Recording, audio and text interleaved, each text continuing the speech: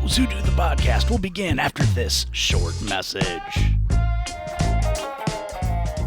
I need a promo to show what the podcast is about. Brown pop. We're going to be chatting to guests who've overcome adversity, people who have achieved greatness. And then there's us.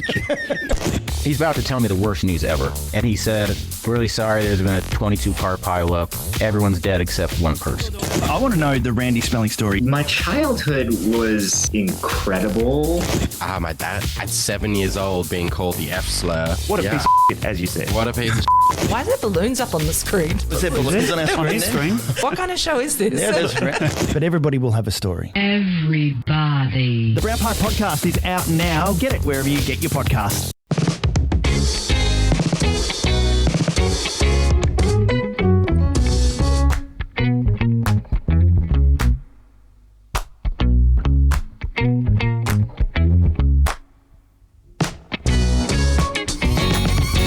All right, welcome to the most recent edition of Those Who Do the Podcast. Today, I always say I'm very excited to talk to this person because I always am, right?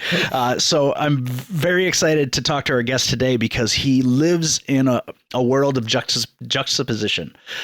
He lives in LA, and his hobbies and interests are very un-LA, and I'm very excited to hear how he balances that. I have with me today, he's a production assistant. He's a firearms instructor.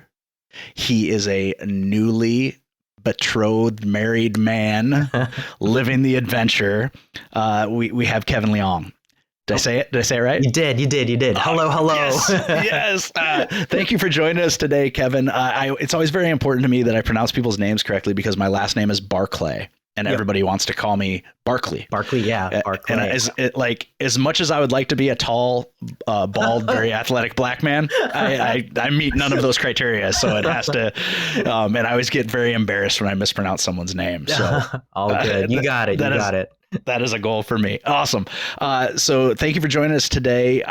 It's always important to me to make the connections between who people are and what they do. So in order to do that, we need to learn about little Kevin.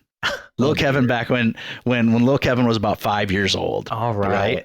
So I want to start with your childhood and work our way up so that we know who you are as a person. Okay. You got it. So what was little Kevin doing when he was 5? Oh gosh. Well, first off, thank you so much for having me on the show. I'm honored to be here. I listened to a few of your episodes, and when I started listening, I was like, oh man, imposter syndrome. And then I came across the episode where you guys talk a little bit about imposter syndrome. I'm like, oh my God, it's everything they're talking about. Oh no. So thank you for having me here. I'm very honored to be on your show. But yes, to answer your question, little Kevin.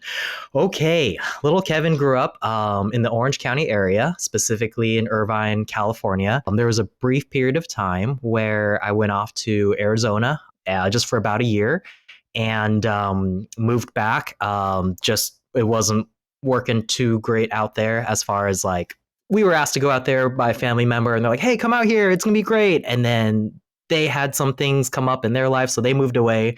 So our family was out there kind of on our own. It's like, all right, well, we came out here for you guys, and now you moved away. What do we do? But we came back. But a lot of my childhood memories, when you mentioned 5-year-old Kevin, was just biking through the streets of it's a small little community in Irvine called Northwood.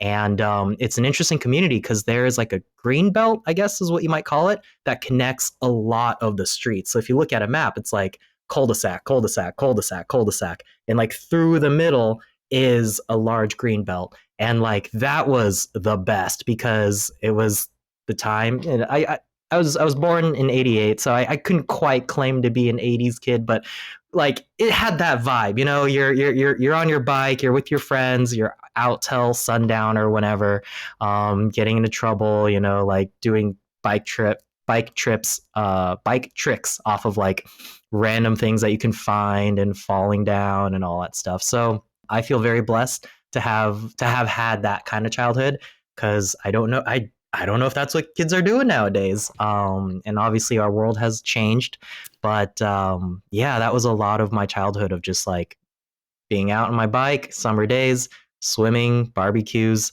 and yeah.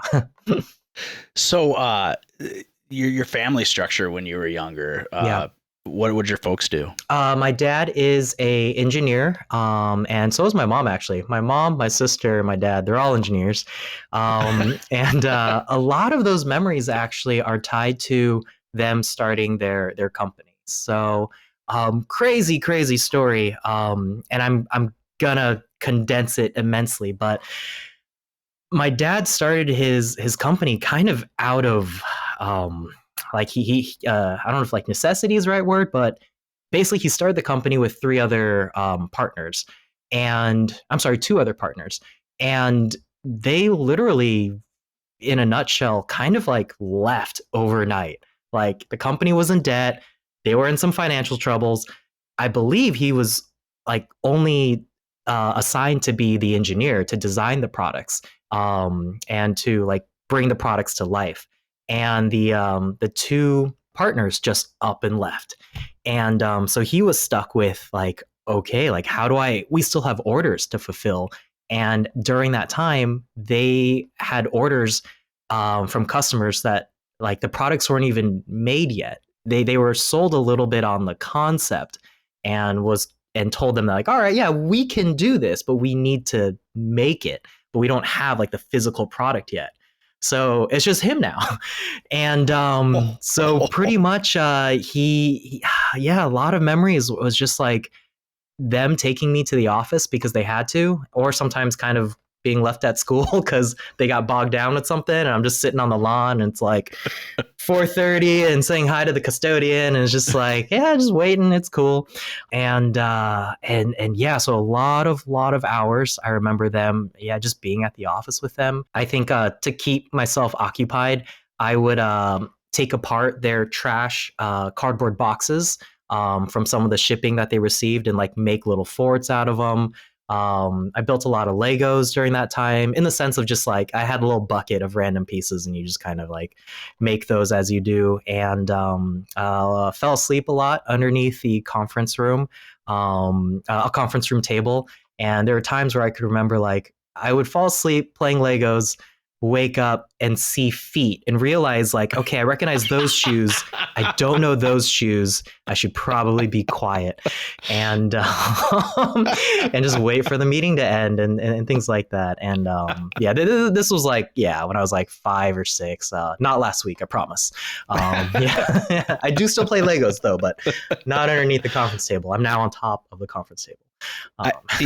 I'm a little older than you. I was born in '79, but I remember Legos when they were just Legos. Okay.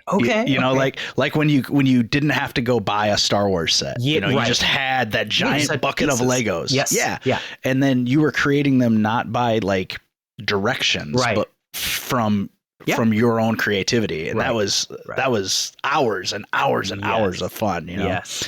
I think everybody had that just random assortment. And then I don't know were they still doing Legos in McDonald's Happy Meals when you were a kid? They were not. By that time, it was like mostly movie references and some of the characters, but no, yeah. But they had Legos in the McDonald's Happy Meals. That's awesome. Yeah, they would have a little. Oh, it'd be fantastic. Well, with as expensive as Legos have become now, I don't know. Hey, same thing with McDonald's too. Like, yeah, like the price of an egg McMuffin, and oh man, yeah, okay, yes. when I was in high school, we would have open lunch, and I could go to the McDonald's down the road from the high school and get a Big Mac meal for $3.07. That was a Big Mac meal. Yeah, the whole meal. A whole meal. Yeah. Oh my goodness. Yeah, I think like nowadays it's like 15 or 12. I don't know. It's like a restaurant burger now almost. Yeah. Yeah. Without the restaurant burger quality. Yeah. Right. Well, I mean, wait a minute. Should McDonald's want to sponsor me? Your burgers are delicious, McDonald's. That's right. Yes. I will. Yum. That's right. You got to have the disclaimer. The things that your guests say, you do not condone and may not, like, I don't know, fully agree with. What is that disclaimer? Yeah. I mean, that would work a lot better if I hadn't just said it. What kind of products was your dad's company designing? Okay, so again, here's the thing. Okay, I went to film school. The rest of my family members like are engineers. So if they hear this, they're gonna be like, that has nothing to do with what we do. It's like, but I'll do my best. All right. So even though I grew up with this technology, like only maybe 4 years ago, I was like, oh, so that's what you guys do. Like, that's what helped put food on the table for me. Okay. That's what sent me to college. Okay. Thanks, Mom. Thanks, Dad. So they basically make industrialized communication products for like airports, military bases, power substations, things that need communicating, but on the industrial level, that either utilizes like telephone, Ethernet, or radio. So like even Amtrak or train systems, train networks. Like if you buy a ticket here, or I guess if there's a certain amount of tickets that are bought, like how does the internal data understand that, like, okay, we should be expecting this amount of passengers, and if a train hits this checkpoint, like when will it arrive at the destination? How quickly does that calculation? Or if it starts lagging, oops, sorry, hit the mic. Or if it starts lagging behind, how does that affect everything else? So yeah, like in a nutshell, kind of like I think that's what we do. Yeah.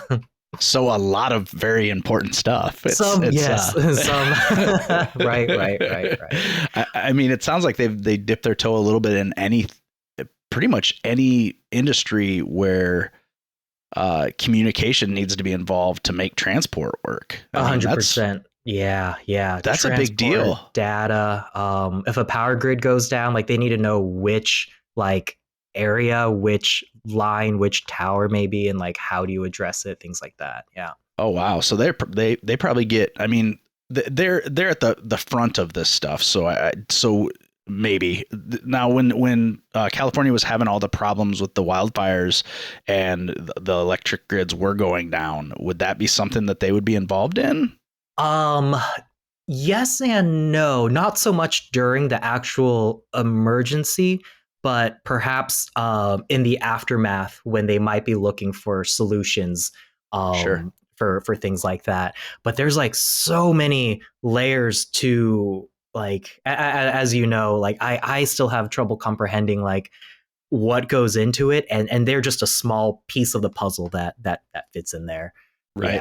Yeah. Right. Mm-hmm. So you got mom and dad were engineers. Yep. Sister would become an engineer. Now, is it just you and your sister as far as siblings? Yep. Siblings. Just two. Is she older or younger? Older. Yeah. We're about 4 years apart. Do you think was there any, as a kid, was it assumed that you would also be an engineer? Or in the beginning, I no. Maybe in the beginning, like, okay, the podcast, so it may not be apparent, but Asian American here, Liang, growing up in a Asian cultured household, there was a little bit of an expectation of like, okay, maths, sciences, doctor, lawyer, maybe. I'm very grateful that I would say I have like the least, like probably one of the most easygoing parents. They let me like do theater and go to film school. So, but I think part of it too was child version of Kevin trained parents early on, meaning I had terrible grades. Like very early on, they're like, all right, this is not going to work. He's not cut out for yeah. Growing up, like I would say grade school, it was like, Kevin, you got to get A's. You got to get your A's. And like middle school, they're like, Kevin, we need some like B's, maybe some C's. And then by high school, they're like, just pass. We just need you to pass. We don't care what it is, how you do it. Just get your diploma, like grade point average, like 1.7. Okay, if passing is, like we just need you to get above that. That's all. And so that's how that progressed. So yeah, they slowly realized that engineering would not be suitable for me.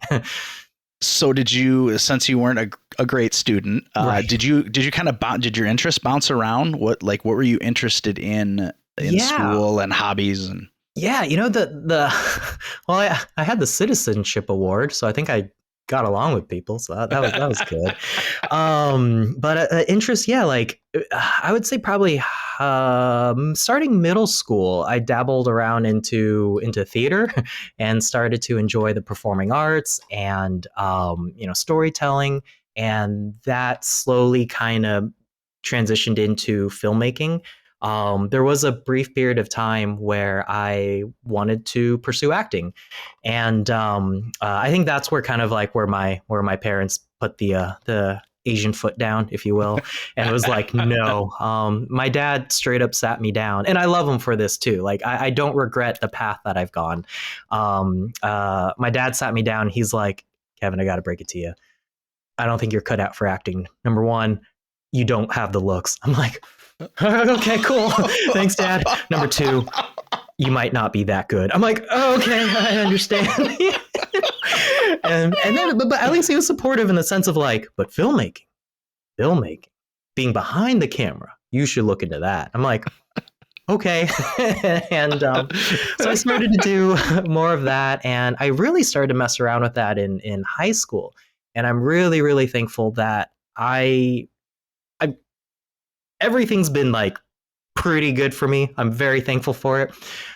I was able to go to a great high school because my parents, like, they were able to provide that for me. It was a private high school that was pretty new at the time. I think they've opened in like 2000. Maybe 2000 was when it first opened up, and I think I was their first actual like graduating class that went there from freshman through senior. So at that time, that high school was still trying to figure out itself.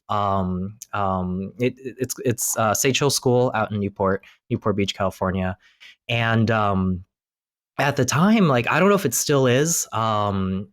But a lot of the teachers gave students flexibility. During the time, they knew that I struggled a lot in math and also in writing. So my math teacher at the time, Miss Angadi, I still remember, she was like, all right, I understand that sometimes it's difficult for you to stay seated at a desk and to do tests that way.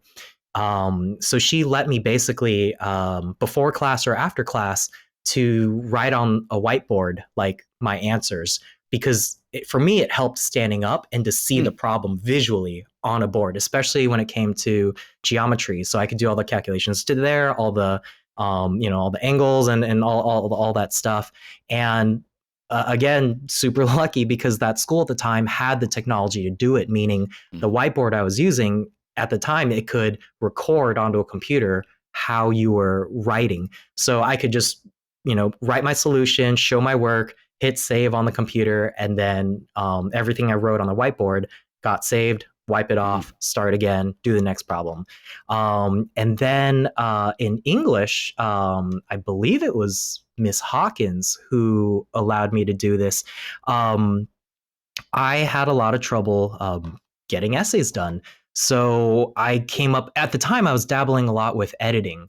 So I think it was it Movie Magic? It was Movie Magic and one more. I think at the time it was Adobe Premiere Pro, because it was Adobe Premiere Pro, and then I think the cool thing later became like Final Cut, and now a lot of people are using Adobe Premiere Pro again. But it was Adobe Premiere Pro, and I had a lot of trouble writing essays, but I could piece together kind of like a movie. So I had to write about they called it the Black Sox scandal, which I think was about the White Sox baseball team at the time in like the 30s or 20s or something, where something about like the whole team basically threw the game. Yeah. And so I collected like newspaper clippings, photos. I can't remember if I found interviews, but anything that I can get my hands on with visual or audio references, I would edit it into a video. And and so like visually, it's like, okay, great, I have a video, but I need to talk about it now. So how am I going to explain this story? Oh, I got to write a script. So I wrote a script, a voiceover script that would describe, what you're seeing on the screen. And then when I took a step back, I realized, oh, I wrote essentially my essay here, but just in script form. So I was incredibly lucky that the high school I went to at the time allowed me to experiment with that type of stuff and to find my own way of learning. Early on in high school, like I was diagnosed with ADD and like minor dyslexia. But for me, like I was always just like, no, Kevin, you're just lazy. You're just dumb, but I know it's a real thing. And I'm not saying other people with ADD are that way. For me, I was like, I think I just need to work harder. But no, it's a thing. And I struggled with it. And my dad is also diagnosed with it as well. So he could kind of empathize with me on that level. So yeah, kind of high school, like middle school, high school, really started to explore more and more of theater, acting, the arts. In high school, also did a lot of theater as well. I always joke, even though I guess it's the truth, like graduating high school, my only 2 A's were theater and PE. And those are my 2 A's. Everything else just kind of, fell by the wayside. Which is funny because generally those two things do not succeed together. It was weird. Yeah. I love going outside. I love running around and doing all the sports and all that stuff. And that was the irony too. Like, because my GPA was so low, I couldn't play any sports. Like I wanted to play tennis. I wanted to swim. I swam all throughout my life growing up. I wanted to, try out football, like it was just kind of like, oh yeah, like you watch the high school movies and the football team. I was like, I want to do that. Like, yeah, that's cool. But I couldn't. But they let you, the loophole was that they let you do theater. So I was like, okay, I guess I'll do theater. And then, so that's how I kind of got more and more into it and then to filmmaking. And, but yeah. What was your socialization like? Did you have a core group of friends, or did you find your people in the theater, or how did that work? I would say I was lucky where I was able to, I felt like I floated around a lot from like social group to social group, but also understand the high school I went to at the time, it was just weird because it was so new, where like the captain of the football team also was the lead in the High School Musical. Oh, wow. It's like things like that where it's like, it just it's like, yeah, you have a perception of stereotypical high school and the cliques. Our school just, we didn't have that, thankfully. We were also very small. My graduating class was like 86 kids, I think. Oh, wow. And the entire high school itself, I think, was like less than like 400, I think. It was almost like about 100 students per class. Yeah. Well, we have that here, but it's usually in a farming community. Okay. That's about the only way, our small high schools are, they're very different than your small high schools. Usually it's a very insulated community that is not encouraged to try new things and to develop their, so that's one of the neat things in talking to a lot of people from the West Coast is how much more opportunity there really is out there to try and experience new things. I'm in Iowa, and people fly directly over the state to go other places for a reason. I've been to Iowa. Yeah. Really? The company has some customers out there, utility stuff out there. Yeah. Where in Iowa did you go? I think closer to Des Moines. Oh, okay, sure. Yeah, okay. Yeah, that's about 2 hours from where I'm at. Yeah. Okay. And then you said when you lived in Arizona, where'd you live in Arizona? Phoenix. Yeah. Phoenix. Just for 1 year. I couldn't even walk yet. So yeah. Right. Yeah. I don't think that counts as well, my Phoenix days, but yeah. Yeah. Now your folks, were they first generation? Were they born here? I'm sorry. Is first generation, they immigrated here in like late 70s, early 80s. Yeah. Okay. How did they end up here? What was the So my dad, he came here for, was it work or school? I think it was work. And then my mom, her family immigrated here. and she started out on the East Coast, in the Boston area. Oh, wow. And they met out here in college. I think my dad started out here for work, and then he ended up going to grad school, and they met in grad school, I think at Cal State, either Cal State Long Beach or Cal State Fullerton. And that's where they met. And the funny thing is, like, they grew up 10 minutes away from each other in Taipei, Taiwan, but they met here. They never met each other. Yeah, even though they're like 10 minutes away, where they grew up back home. That was kind of funny. The world is a very small place for as big as it is, you know? Like it's the coincidences, and we talk a lot on the show about serendipity. Yeah. And how it seems like just very serendipitous moments will lead into life-changing experiences. And I would say that's kind of one of them. You know, you travel thousands and thousands and thousands of miles to meet and fall in love with someone that was 10 minute from you where you were before. That's really cool. It's really cool. And I always am interested to talk to people who are our first generation Americans and learn the story of how their parents came here, because my grandmother was from Belgium. Okay. And her and my grandfather met during World War II. Whoa. And it's like listening to them talk about their story was always one of the most like interesting things to me. So I always love hearing the story about how people came here and chose this country. Yeah. You know, my wife and I joke a lot, like about people that were born other places, and in some cases how fortunate or not fortunate they were, you know, and it's like, why couldn't we have been born in Oregon? You know, like why were we born in Iowa of all places? You know, because it's like, oh, if I want to go to a museum. Oh, okay, well that's going to be a couple hour drive. You know? Yeah. You know, so it's you know, and to see a forest, like a real forest, not like a green belt, but an actual forest. That's going to be a couple hour drive too. Yeah. Trees. What? Corn's a tree, right? No, corn is not a tree. So it's always very interesting to me, and to hear that story, and just to hear how families were constructed and created. It's just a really neat concept to me. It's interesting that you said how like chose this country too, because I know like my dad growing up like in Taiwan there, and it's interesting, you know, meeting my wife and then talking to her, because she grew up in Taiwan, and for a long time, even for her, like their education system, the schooling, the public school system is very militaristic. And that all spawned from, you know, when people fled from China and then went to Taiwan. And I'm no historian, and so I'm just kind of theorizing based on the some of the stories I've been told. My thought is it was very militarized because it was just a brand new country, and they're like, we cannot like fall. Like one, they had the mentality of like, hey, in a few years we're gonna go back to China, and like that's why like they called themselves like Republic of China, People's Republic of wait, was it? No, I'm sorry.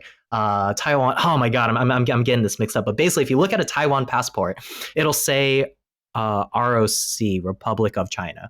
Okay. And because during that time, it's like, yeah, in a few years, we're just going to go back. They even had meetings of like, all right, when we do go back and when we do win this war, like you're going to be the secretary of like, you know, transportation. You're going to be the, you know, the Department of Agriculture. Like they had all these ideas, and then it just, you know, never happened. So like it was a very, very strict system. And my dad grew up in that school system, and he did not flourish. Like he got in trouble all the time. He did not like to follow the stringent rules. He would very rebellious type. And that would transition a little bit into their work culture as well, where it's like you study so hard to get into this college. Like everything is dependent on your grades. If you don't succeed in this big high school exam, then you don't get into this good college. You don't get into this good college, and you don't get good work. And he knew that like, I'm not cut out for this. Like I'm not gonna be able to pull these grades. So for him, I think early on, he kind of had his eye on the States. And it's funny, he did like a brief it wasn't quite an internship, but basically the work that he was doing in Taiwan, they sent him on like a little bit of a work tour for like some related companies or partners. And he toured around the states for a bit. And during that time, when he came to California, he's like, my God, the weather here is amazing. And like that was the big deciding factor. He got off the plane and he's like, this weather here is great. Like in his head, he kind of started to make the decision to come out here.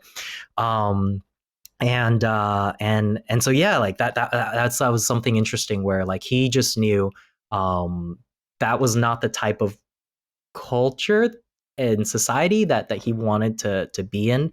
And I hear similar things from my wife as well, where she was just like, yeah, like just how it's just a different culture, like different schooling system. Yeah, different education system.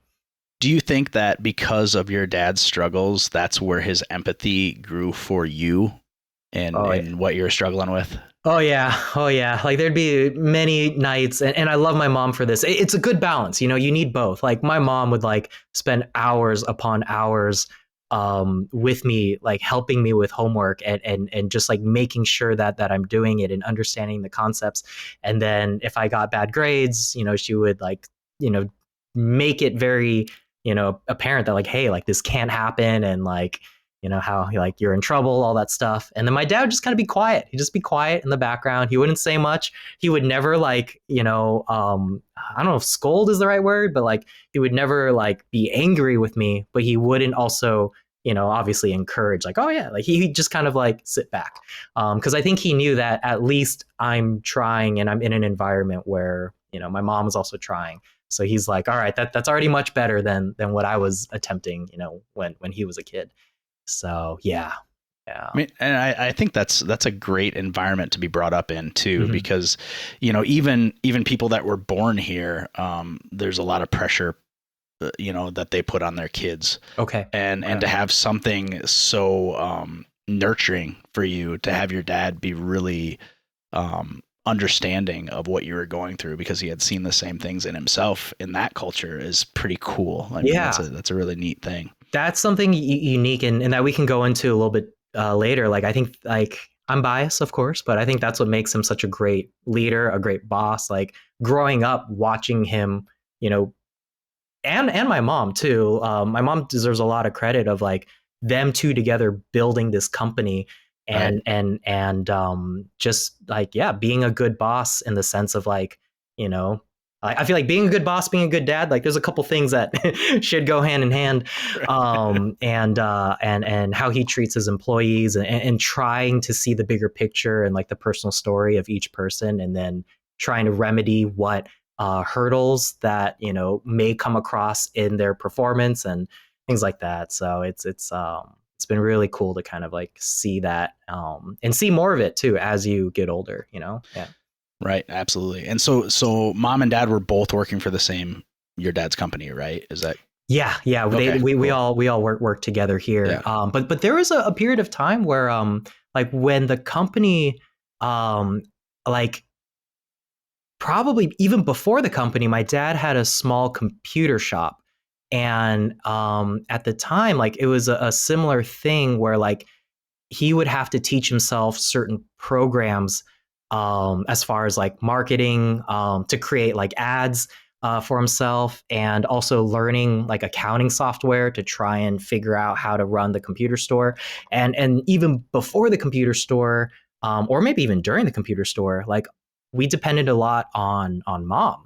Like, because she was working for Hughes at the time, like Howard Hughes, like I think at the time they were doing like, it was kind of wild. I think they were doing like missiles at the time. Like she was telling me about like doing missile tests and like engineering stuff with that. Like, yeah, they did like anyone who's in the aeronautical industry is gonna like cringe at everything I'm saying because I don't have a full grasp of it. But like, yeah, Howard Hughes, like or Hughes Company, I think they did like airplanes, missiles, like all aviation stuff. And my mom was involved in that. So a lot of the bills and like financially we relied on a lot on mom at the time. She supported the family while dad was able to kind of start this computer shop. And from the computer shop, it later transitioned into him getting involved with the two business partners that Wow, I mean, ducked that's out. fair.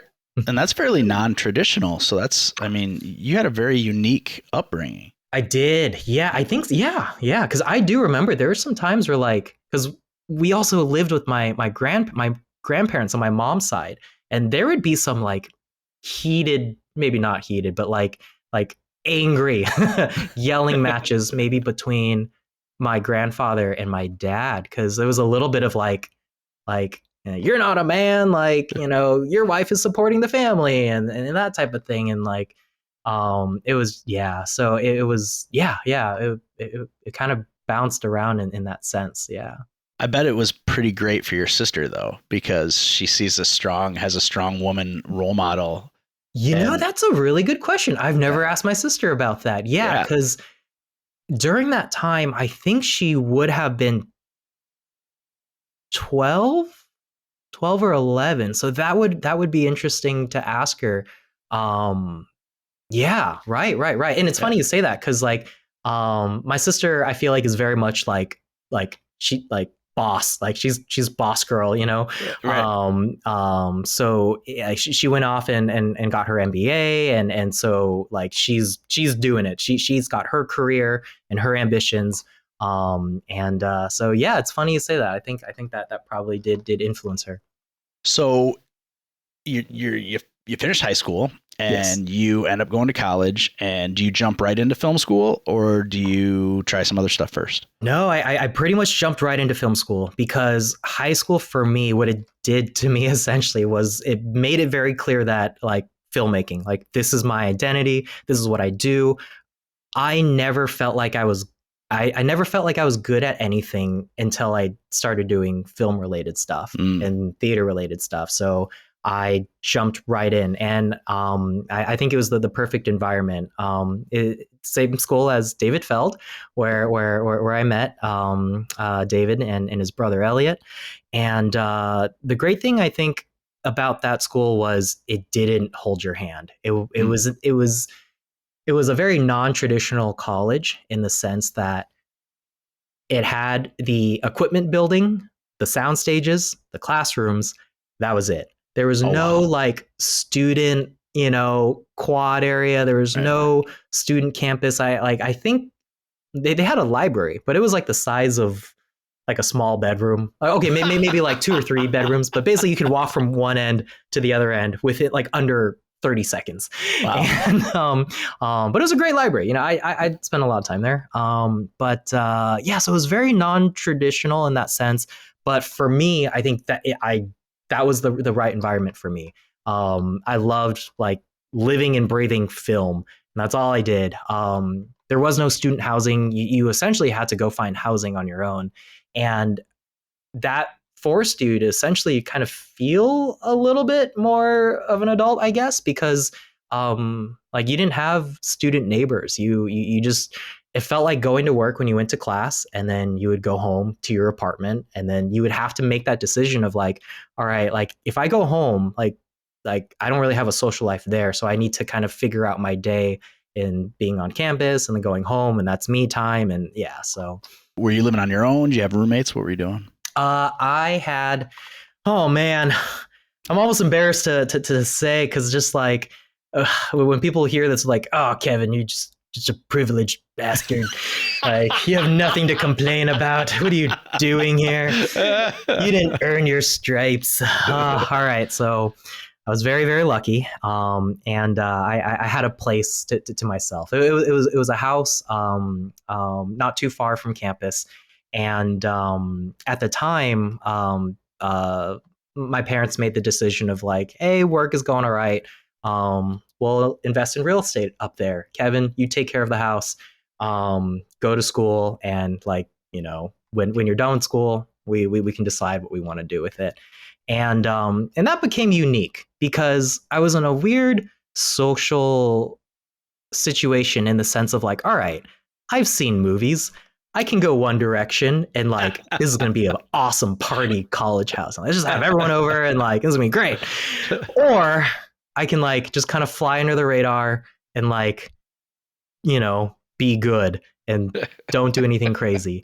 And so for the first few months, as I was trying to make friends, I just lied to people and said, "Oh yeah, I live with my uncle. We live here," just as a way to like not, bring it up where it's like, "Oh yeah, we'll go to Kevin's house," and all that stuff.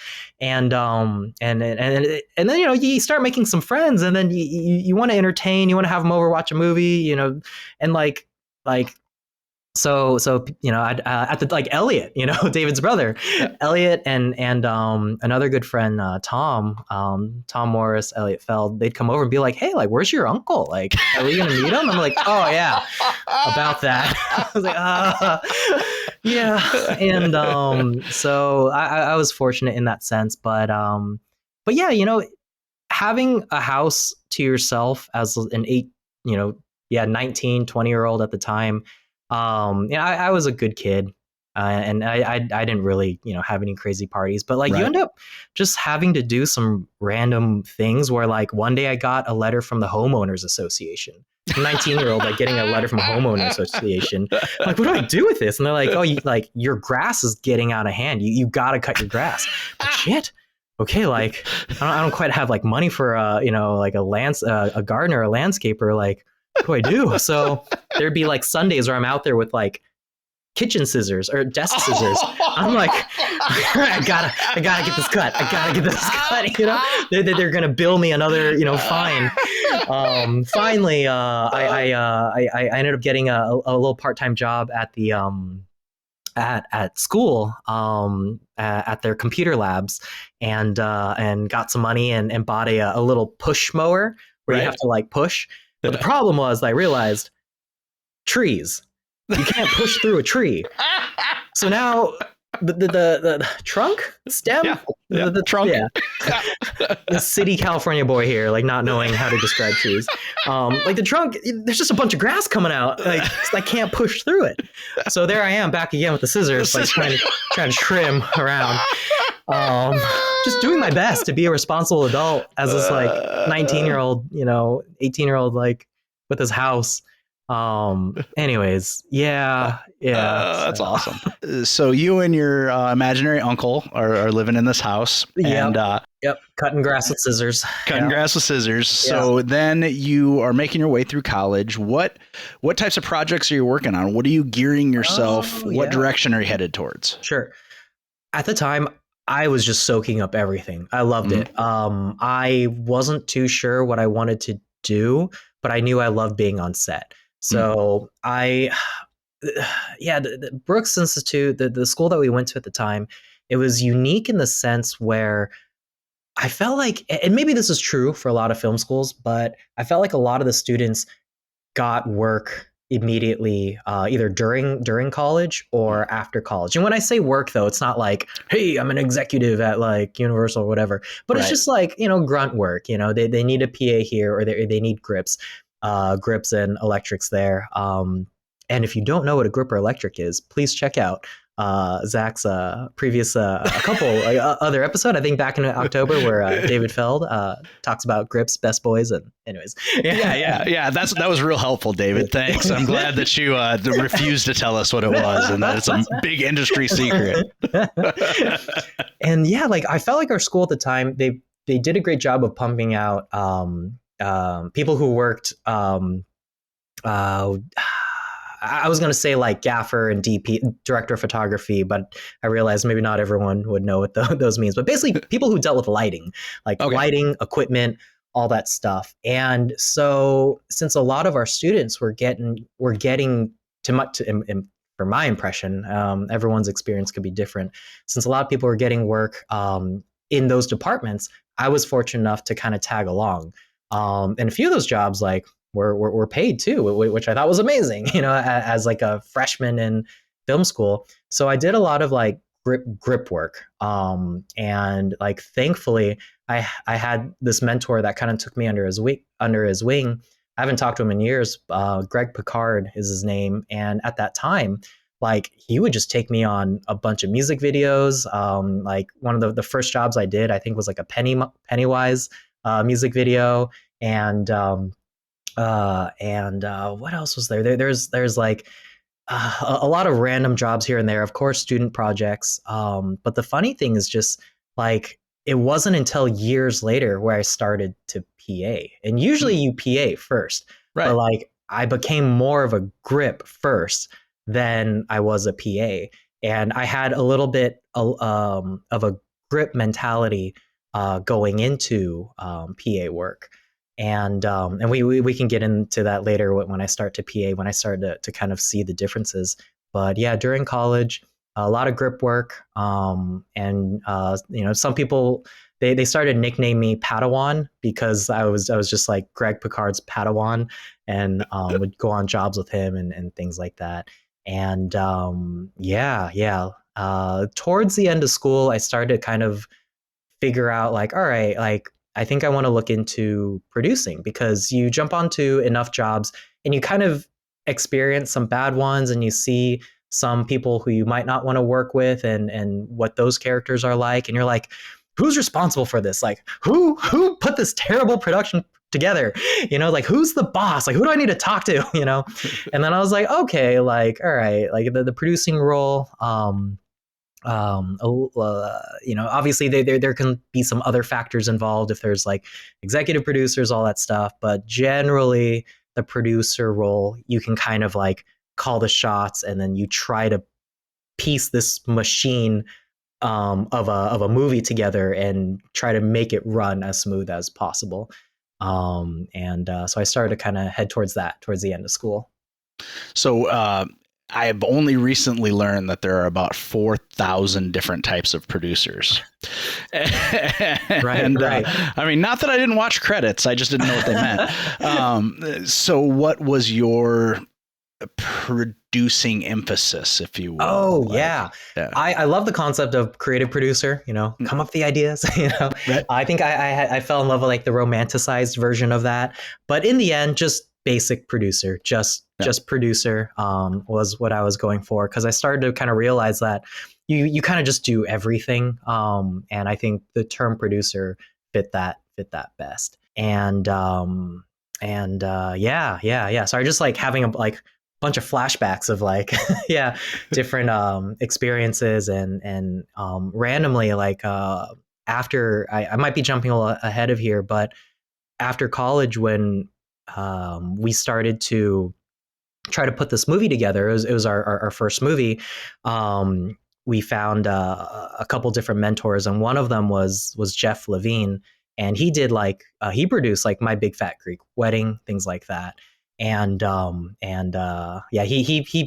He taught us a lot as far as just like, you just do everything and nothing at the same time, seemingly. You're a therapist, you're an accountant, you're, a technician sometimes. Like you just get things done. Like you find the money, like you just do everything. And I was like, oh, okay. He was great. But yeah.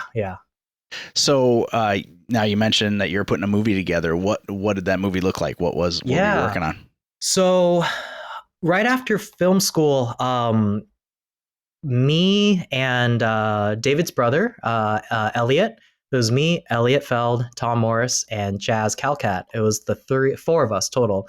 We kind of put our heads together and was like, hey, I think we got to start a company. And even before that, we were working our own personal, our own internships, our own jobs. And I think it was during that time when we were working for other people, we're like, man, like we should try to give this a shot. We really should try and get our own company together. And I don't know, like thinking back on it, it's so cringy a little bit. I was like, man, who are we to think that, like we could do this at 21 years old and like we're going to start a company and make a movie and all that stuff. But the funny thing is the majority of it, like, the company obviously and sadly didn't survive, but we made our movie. We got it financed, we got it sold. Did we make our money back? I don't think so. I don't know. I'll have to check with Tom, but we did it. So like after film school, we were unhappy with with the jobs that we were currently doing. We were big dreamers, we had ambitions. We were like, out of film school, like our career is going to look like this. And then you realize it's not. And then we were like, all right, well, how do we make it like that? How do we get there? and pretty dumb decisions at the time. I feel like I'm the only one that did this. I don't know why. I thought anyways, but like one night we had like an emergency meeting, like an emergency like group friend meeting. We're like, all right, Tom, Elliot, Jazz, like Kevin, we're gonna meet up at Denny's at 11 p.m. and we're gonna talk about our lives and our life plan and how we're unhappy. I don't know if this was like a collective decision, but this is just how I remembered like going into the meeting of this is what it's going to be about. So we get there, and then we were talking about how we're unhappy with our internships and our jobs. And if we do start this company, like how are we going to do it? And we came up with like a really rough, terrible plan that we thought was a good idea at the time. And then coming out of that meeting, we were like, all right, and we're going to quit tomorrow. I was like, okay, yeah, we're going to do that. Oh my. Yep. I don't know. I feel like I was the only one that did that, but basically, I won't name any names. I'm entirely embarrassed, and I guess this is the one thing that I do kind of regret. But I was interning at the time for this producer who used to like be involved with Disney, and he did some quite notable movies in the 80s and 90s. But it was just a weird environment. Like there'd be some days where some coworkers straight up would be like downing like a bottle of Jack like in the corner. Wow. And I'm just like, is this what can we do that? Like what's going on here? You know? And like there was another intern that was like, they told our boss in advance that they were going to do their student thesis film and not come to work. But the boss got really upset and was like, you need to come to work like on the day of the shoot. So he left his thesis film that he was producing, came to work for a few hours and left. And like, I could tell he was crying. And I'm just like, this is a weird environment. Like, I do not like this at all. And again, admittedly, very immature of me. I did not handle this well. Big life lesson learned. But I basically just wrote an email, night of Denny's night, and was like, I'm not coming in anymore. Yeah, thanks. I'll mail you back the key, because I also had the office key. And here's the thing. The office key was the house key, because we were all working out of his house. Oh, wow. And I think that's what set him off, because inside I knew that, and this is a big thing that I started to learn about myself too. Like, I'm a very like avoidant type of personality. So I knew that he would be angry, and I knew that I get a lot of calls and emails. So I just shut everything off. I was like, I sent the email and I'm like, all right. And thanks. And like silent phone and like didn't check my email. And yeah, he ended up calling like my parents, and like, cause like when you fill out your information as an intern, you have like emergency contact, all that stuff. Right. And lesson learned, never put down the true emergency contact. And so like this guy, and I'm very upset about this, like he has a terrible temper. He like cussed out my mom, and like he crossed some lines too. Wow. And like, so like my dad obviously got upset, and like, there were some lawyers in the wings that we were starting to prepare to be like, who is this guy? And then I got a call from, I'll at least say where, this was in Malibu. I got a call from Malibu Sheriff's Department saying like, you have property, like, because I've heard before that he's buddy with the sheriff there. So I think he probably made a call, and then like they called me saying that I had property that I needed to return, meaning the key, all this stuff. And so that was a very smooth transaction, leaving that internship. And but anyways, yeah, long story short, like I took the key back. You know, it was a very like traumatic day. And I know some people say like, yeah, like that's your generation, like terrible, you know, like employees and not following through. And it admittedly, like, yeah, like shit, man, like I don't know why I thought that was a good idea. And I know I made a mistake, and I definitely learned from it. But for some reason, like that's just what I thought was, I don't know. I wasn't thinking. I think part of it too was just like, there were some things that I was just ready to get out of that environment. as quickly as possible. That boss didn't have the best temper, and even though I knew that his temper could just be noise and it's never really personal, but I think it started to kind of like weigh on me. I had I think it was a 2-month commitment, and just after 1 month of an internship, I bounced out. But here's the thing, man. Like as I've gotten older, I understand less and less the idea of you have to be miserable to pay your dues. You don't owe to anyone you being unhappy. And if you're in a situation where you weren't happy and it was a weird environment, like those are red flags, and we call them red flags for a reason. Yeah. True. So I think you have every right to remove yourself from that situation. Okay. Oh, yeah. Not right. not that you needed my permission, Kevin. Oh, no, it helps though. Like, traumatized Kevin's like, thank you. Well, and if you had made a habit of starting things and not finishing them, that's very different. Right. True. Yeah. True. So I don't think you should be so hard on yourself. Okay. I think he maybe had it coming a little bit. I think that was a big motivator to like when we did start our company, like to keep pushing me forward, because there's like, this has to work now. Right. Like after that rocky start, like I've got to make this work. And yeah, like not too long after, I'd say literally probably 2 days later, I was meeting up with the rest of the guys, and we formed our LLC. We did our research, and it's funny. I think one of the things that we did, and maybe this is probably frowned upon, but I realized that there were some lawyers, because going into this, we wanted to seek out entertainment legal advice. So going into this, like, we want to do this right. We want to do this legally. We're looking to raise financing. And this was pre Patreon, what is it? Like, is it Kickstarter? No, like, different, different, type of donation website platforms. And so we were trying to figure out, how do we raise money and how do we do it legally? So yeah. And so like I found, lawyers, and some lawyers would say like, hey, free consultation for 30 minutes. I was like, ooh, like, okay, like, let's look into that. What if we just like categorize like 30 minutes with this lawyer, get that information, and then talk to this lawyer for 30 minutes. And that's kind of what we did.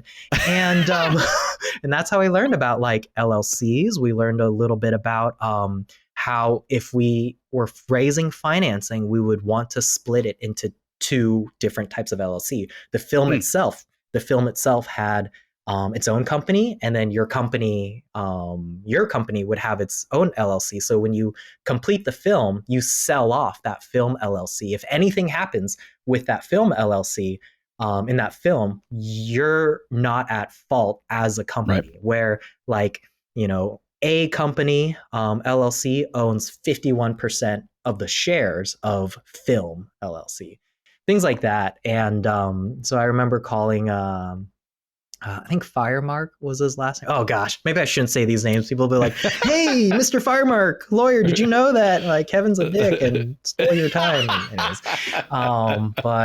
yeah, because it's moments like that where I will forever be grateful for all the people that helped us along the way. For obviously some of the people who financed the film, and then even advice.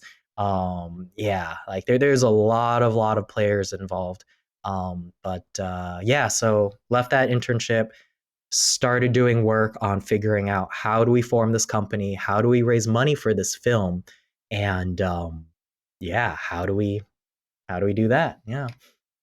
So now, since you said that the company ultimately did not survive. Yeah. What was the most valuable thing you learned from that experience? Oh, man. Those Who Do the podcast will return after this message.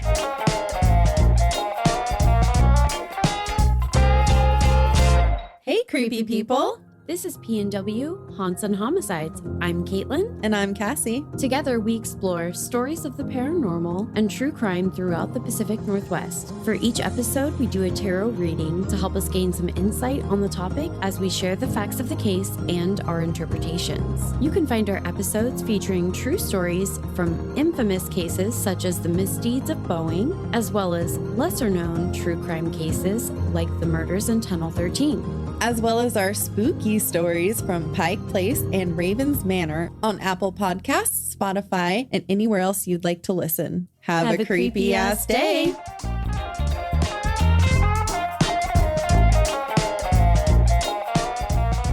So now, since you said that the company ultimately did not survive, Yeah. what was the most valuable thing you learned from that experience? Oh, man. Things are never as good, nor are they as bad as you might think. It's probably very vanilla, but for me, like I'm a big overthinker, and I always go right to worst case scenario and dwell on things. But with that company experience, in time you just learn that well, what if this happens? What if that happens? What if this terrible thing happens? And then things are just never as good or nor are they as bad. And not to get too cheesy, but you have to keep moving forward with it. You have to keep trucking. It's gonna feel terrible and you're gonna have your bad days. But you if you want that company to work, there is no magic formula, there is no magic book, there's no, advice that's gonna rocket you to the next level. You just keep doing it. It's part, the suffering and some of the financial troubles that you hit, that's just part of it. And I think, and again, I'm in a very lucky position where I haven't experienced, too terrible of things. And my family has been lucky that the company has, our family company has lasted as long as it has, but I've learned lessons seeing that as well. Where, it's been interesting, trying to start your own company, while growing up and seeing your parents create theirs as well, and very intimately too. Like I said, being at work, being in the conference room, seeing when the office was just a couple rooms, and now it's a building, things like that. So you see the ups and downs, and so the biggest lesson, just it's never as good nor is it as bad. And you have to just keep going. The suffering is all part of it in a way. Yeah. So after the production company is no more, you move on to do what then? Okay, I started working at the family business, because here's the thing. I left the company at the time. My company that I started with Tom, Elliot, and Jazz. It was called Pelican House Productions. And a brief story about how that is because in college, Jazz, Tom, Elliot lived in a house off of Pelican Avenue. And so all of our projects would be there. So thus Pelican House. And so we just kept that name over.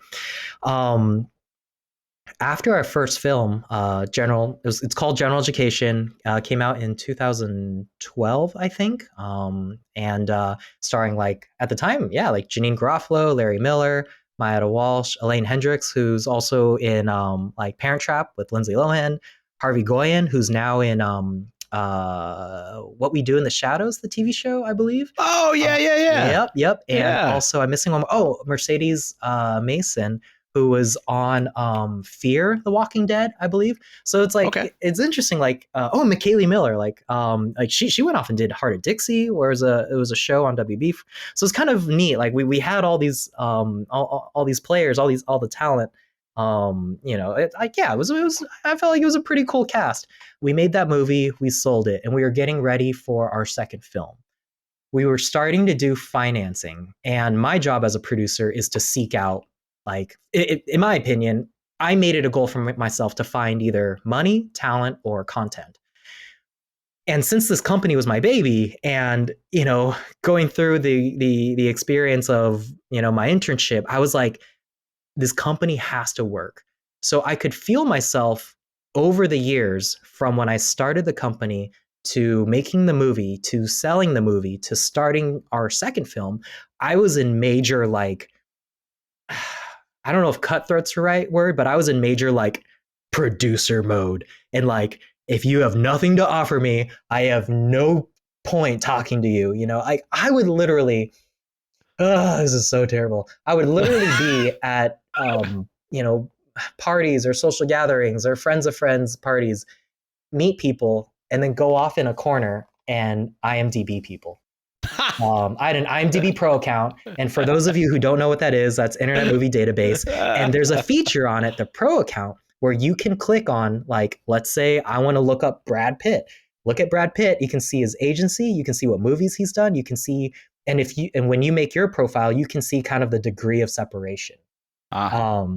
And that's what I was after. I was trying to figure out, how do all these people relate? How do I get to the people that I want to talk to?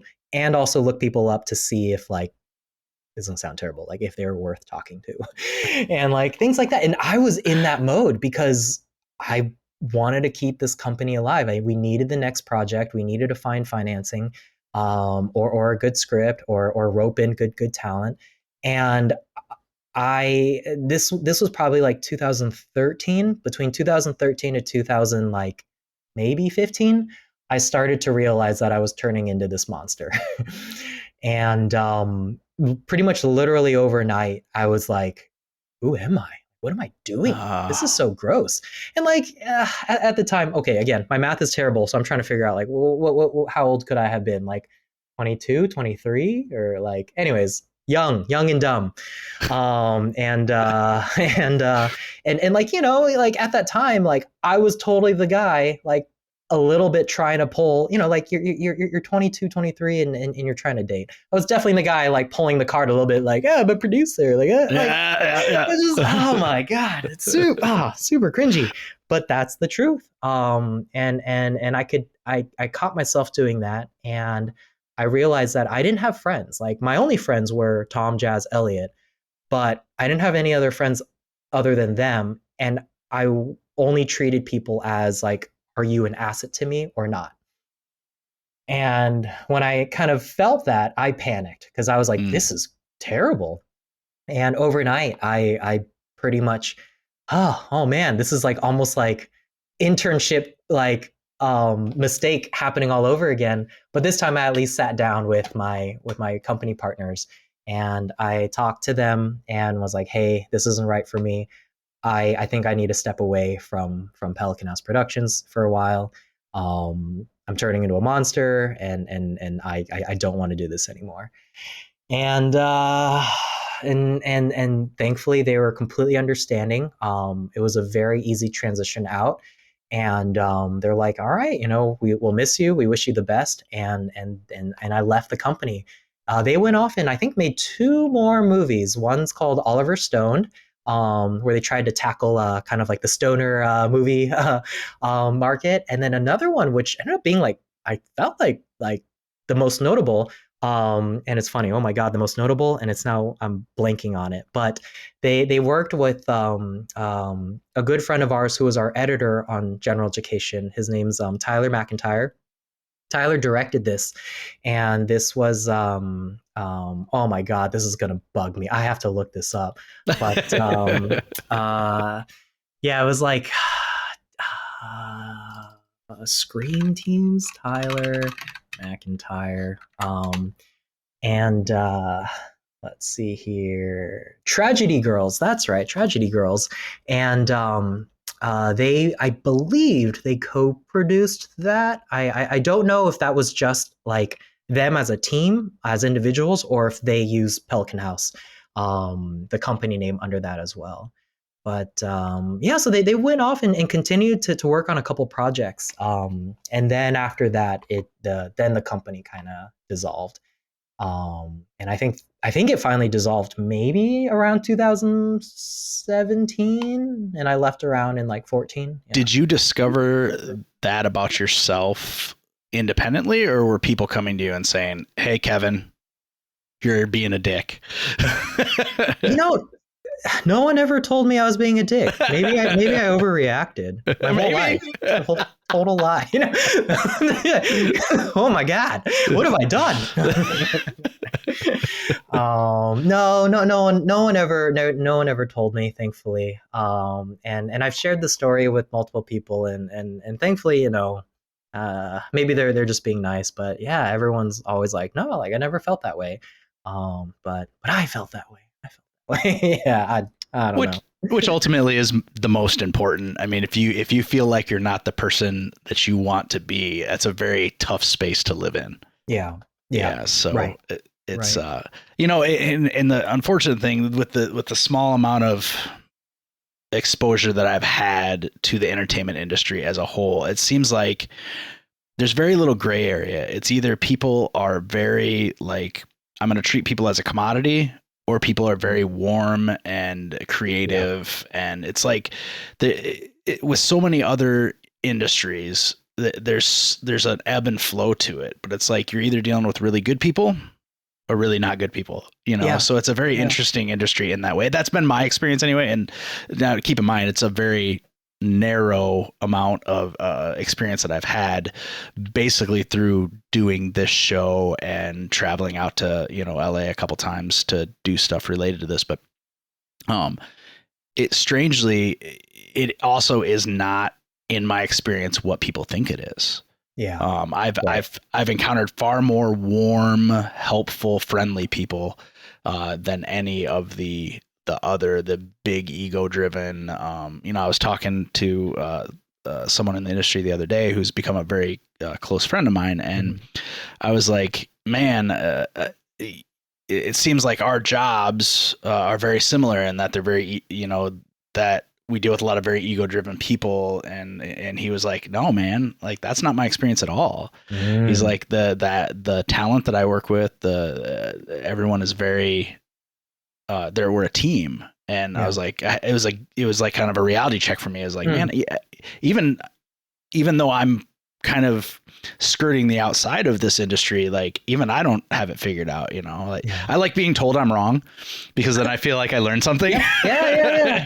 So I was like, oh man, thanks. I'm thank you for setting me straight. Now I can set other people straight too, I guess. But it is nice to see, because we wouldn't be able to have this show if it wasn't for the kindness of strangers. People just willing to come on and tell their story with absolutely no benefit to them. That's I think you will be our 17th guest, and cool. And it's like we've been really lucky that everybody's like, yeah, we'll do it. Like, you're not gonna get paid, right? Yeah, that's cool. That's awesome. Yeah. So I like number 17 too. That's a lucky number of mine. Sweet. Oh, good. That works out nice. Awesome. So it's it's weird, like the eye opening of, and just for you to have that amount of introspection to go, hey, wow. Because most people aren't self-aware. You know what I mean? So that says a lot about your character. So, I mean, it had to been tough too, like to just say that I put my heart and soul into this, but I don't like who it's making me become. So I'm going to step away. 100%. You hit the nail on the head. Cause like I mentioned, like, going from high school right into film, I felt like my whole identity was film. Like, this is me. This is what I do. And I hit a point where I was just total like self-identity crisis where I don't know who I am anymore. Yeah, so that was tough. I was very, I just felt lost and sad. When you start a company with someone, you're I'm sure you heard this before too, you're like married to them, right? But I was like married to three other dudes, and it felt like a little bit of a divorce, because like I was moving out of LA, I wasn't doing film anymore, and I wouldn't see them anymore as easily because I was moving away, and but I'm really lucky in the sense of that. My went to the family business, and they're like, all right, well, you can, dabble around with the marketing department. We need someone to help take photos. A little bit of, Photoshop and like a little bit, dabble with graphic design. And so I started kind of like doing that. Yeah. So that's how I kind of ended up back into, the family industry, working there, only to leave a few years later, but more on that later. So you go back to the family company, and you're kind of like sounds like you're basically describing you're kind of like a multi-purpose employee. Yeah. Like you're doing all kinds of different and still creative. I mean, creative stuff. Like if you're doing photos and editing and all that, marketing is a very creative field. So how many years, 2-3 years you end up back home at the company? Around 2014, I went back to the company, and then I was only there probably, I think, until 2019. Oh, wow. So yeah. While I was there, again, very lucky in the sense of I was just kind of allowed to figure out my own projects. Like there's a set of things that they need done, but they obviously wanted me to enjoy what I was doing too. Sure. So I started to kind of put together like customer testimonials, and that's how I ended up in Iowa for a little bit, where we flew out to interview customers and then kind of get their story, find out what the problem was before, how our product was discovered, how it was utilized, and how it changed their network or their system now. And you create like pretty much like a mini doc, conduct interviews, shoot, run sound, run the camera, bring that all back, edit that, put music together, create a story out of it, and then like market that. And so that was what I kind of did during that time. Those projects didn't always come up, but when it did, like it was, I did really enjoy that. That was a lot of fun. Right. So, I mean, you're basically, they used your skill set to help make you take some fulfillment from what you were doing. Right. Totally. Wow. Nice. Yep. But I didn't last long. And nope. As I mentioned, those projects didn't always come up. When they did, it was awesome. But like there were times, admittedly, where I was just on YouTube like most of the time. It was just like dreaming of getting back into film, or like, looking at like, oh yeah, what's this like cool new like camera that I want. And it was during this time, transitioning into firearms.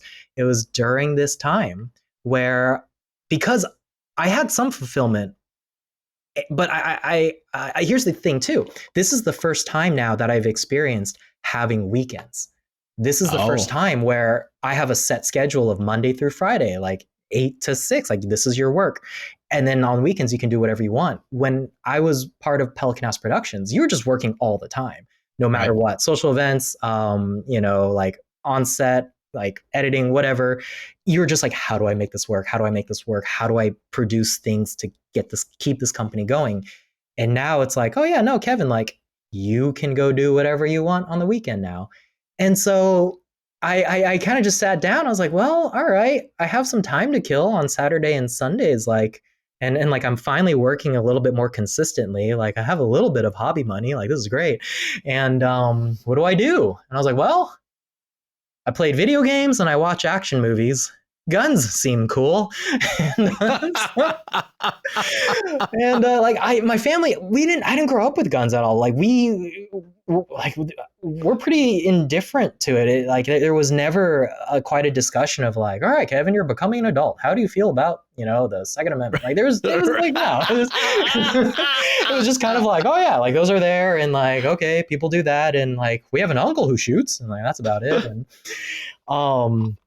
And so one day I went out and did some research on like, how do you get your firearms license? And like, oh, okay, take this test and go here. And I bought a gun and did the whole, process. And waited my 10 days. For California, you have to wait 10 days.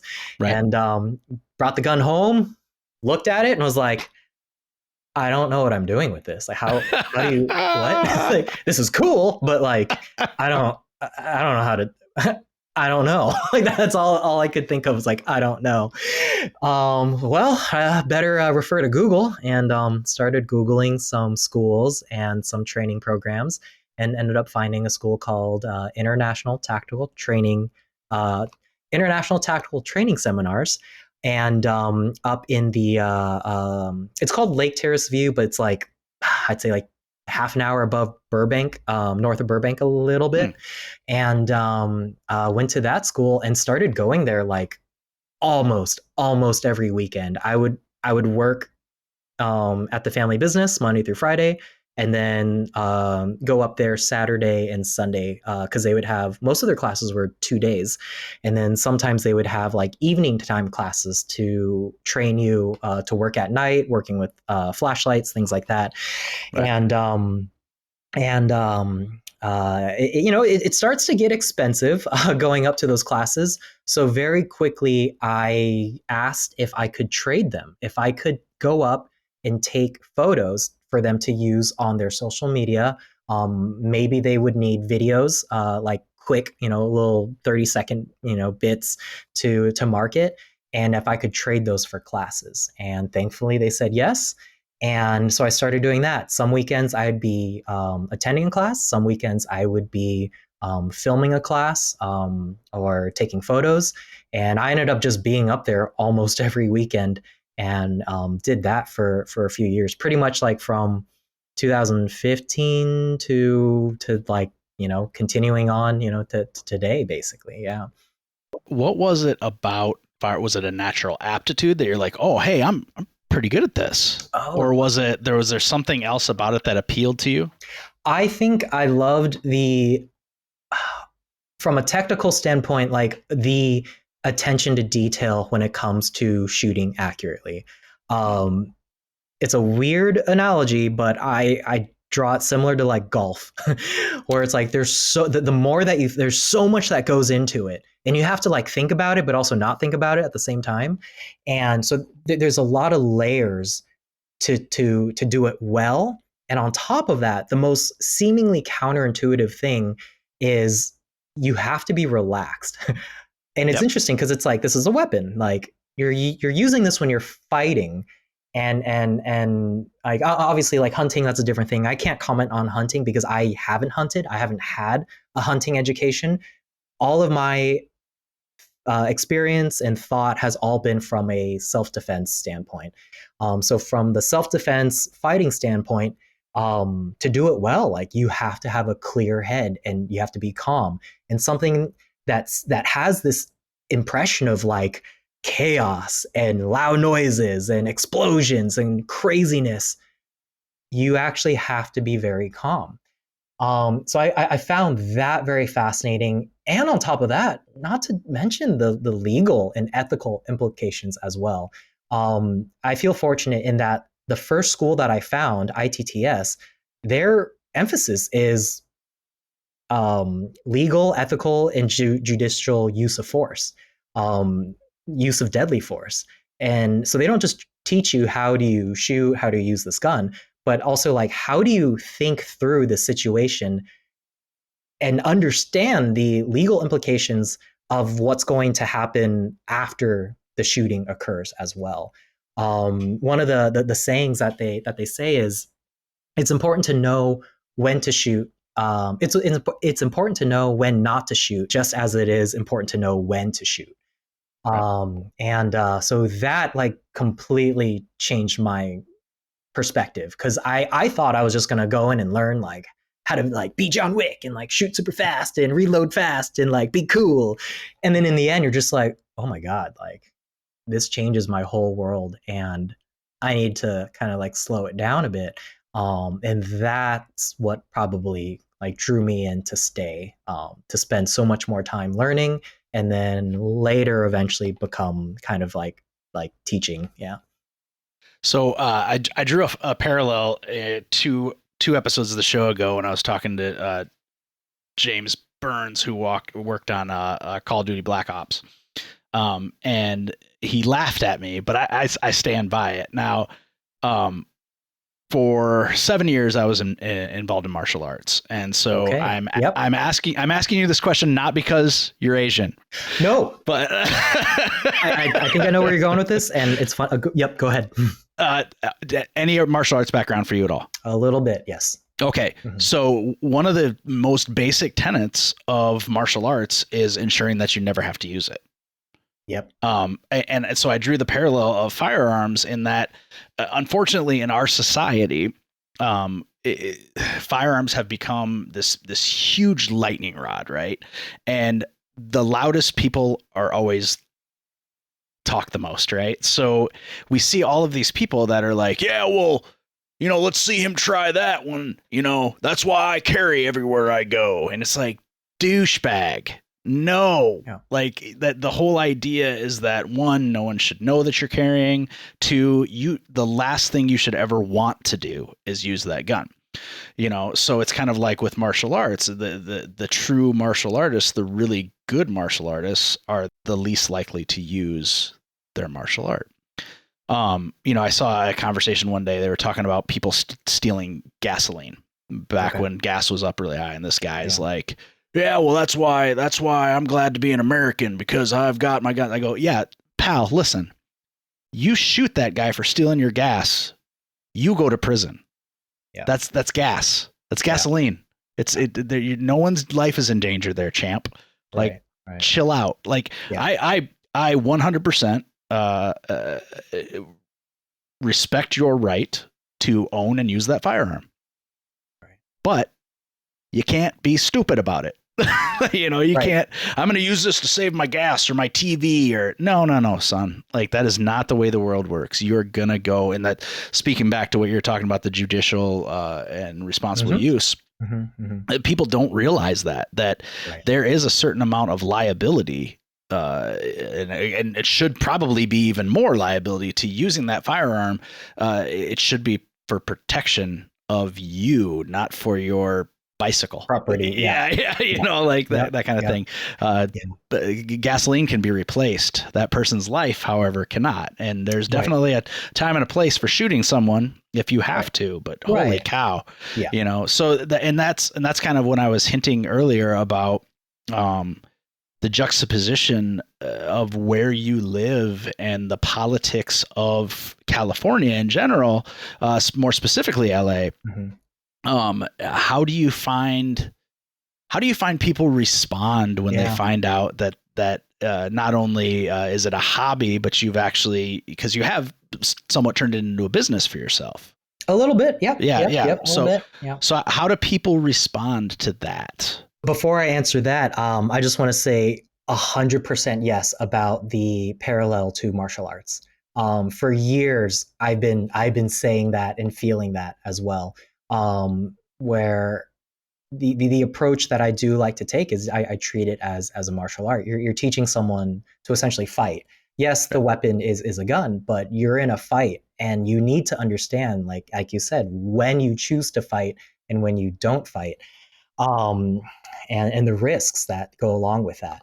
But to answer your question about how people react, it's been a really interesting journey, kind of navigating this political thing. Like, you cannot avoid politics when you start to talk about guns. Like, it's they are together, and I try to do it respectfully and tenderly. What is the right word? Like, carefully, because I don't know what everyone's experience could be. Meaning, when I first became a freshly new firearms owner, that was a thing I was trying to navigate, was like, I'm enjoying this and I enjoy this hobby, but the person next to me could have had a very terrible experience and have a very different perspective and mindset. And, one thought could be like, like, screw them. Like, I'm me, they're them. Like, I know what I would never do and would do and whatnot, but that's just not my personality. Like, I just kind of, I wanted to learn more about the whole picture and their perspective. So most of the time, I don't talk about it too much. I would say it's evolved. When I was a fresh gun owner in the first 5 years, like I kept it relatively quiet. And here's the thing too, during that time, I was still working at the family business. So I didn't really encounter like LA too much. And, I was very much in my own bubble. But when I did ultimately leave the family business and went back into film in about 2019, that I just kept my mouth shut like for the first, few years, because I was starting out as a PA. I started over and I wanted jobs. I didn't want people to label me as XYZ or just say anything that would risk that.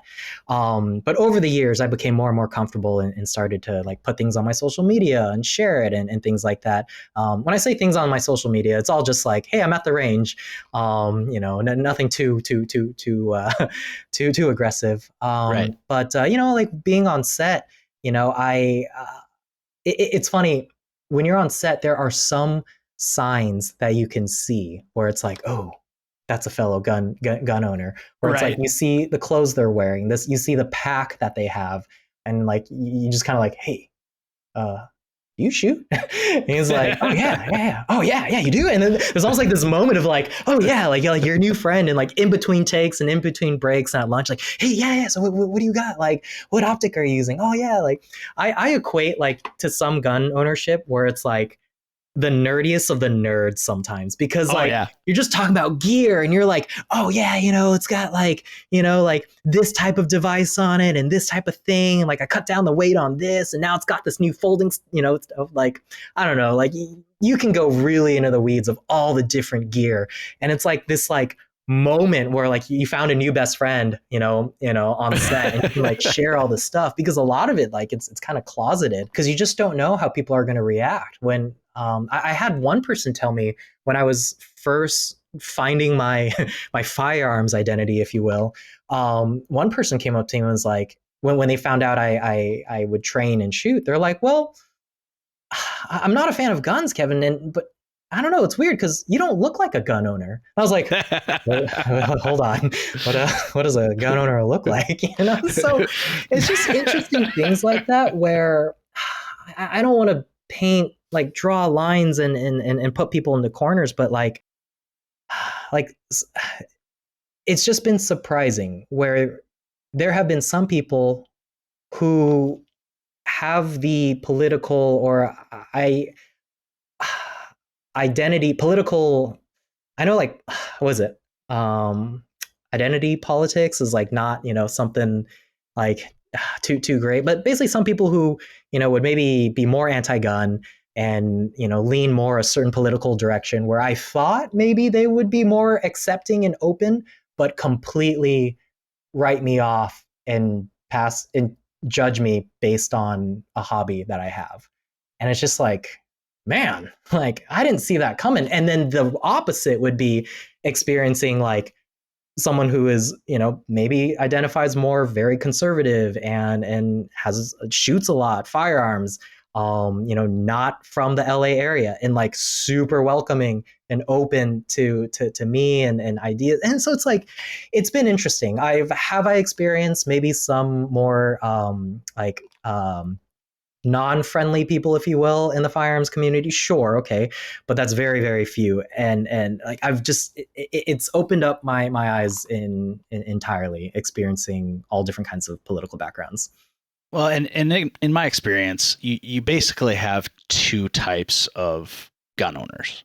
You have the red hat wearing, don't tread on me flag waving, like where it's more about them being able to say that they do it than them having any responsibility that goes along with actually doing it. And then you have, as what there is with martial arts, you have responsible gun ownership. Right.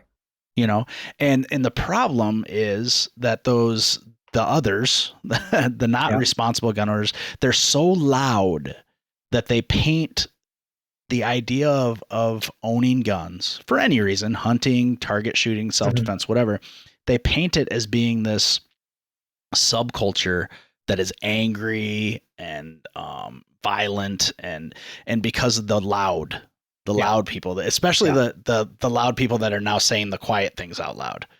Stuff that the stuff that you never used to say before because it was wrong. They were afraid of the repercussions. Oh, yeah. But now they're saying it out loud, and now it's painting gun ownership. I mean, look, I'm from the Midwest, man. Like everybody had hunting rifles and shoot. When I was in high school, you could have a shotgun in your car to go do skeet shooting or to go deer hunting after school. What wasn't a huge deal. But at the same time, I'm a realist, so I can recognize that there are reasons why currently that's not a great idea. To show up to a high school with a shotgun and a gun rack in your back window. You know, I mean, there's just reasons. Our society has lost the art of subtlety. Right. You know, so it's too bad. And I've always said this. I've always been, I had another podcast that I started in 2007 that still exists, but it hasn't been with any regularity in the last 2 years. But I always was very adamant that I am not anti-gun at all. Not anti-gun. But I'm pro responsible gun ownership. And those things are not mutually exclusive. Like or actually are mutually exclusive, I guess, technically, because being anti-gun, you can't be anti-gun and be pro responsible gun ownership. But responsible gun ownership is so important that as a society, we're never going to get rid of guns. So why not encourage people to be responsible about their purchase, use, training, all of that stuff, which I would imagine as a firearms instructor yourself, that is probably, just from what little bit I've learned about you in the last hour and a half, you seem like a really reasonable dude. And I have to assume, and we know what assuming does, but I have to assume that's one of your focuses is the responsible treatment, usage, safety, all of that stuff. And probably is why people that normally wouldn't have been open or warm or interested in firearms are more comfortable with you because you're a better example of responsibility and gun ownership and usage. Thank you. And like, here's the thing too. Firearms is a form of power.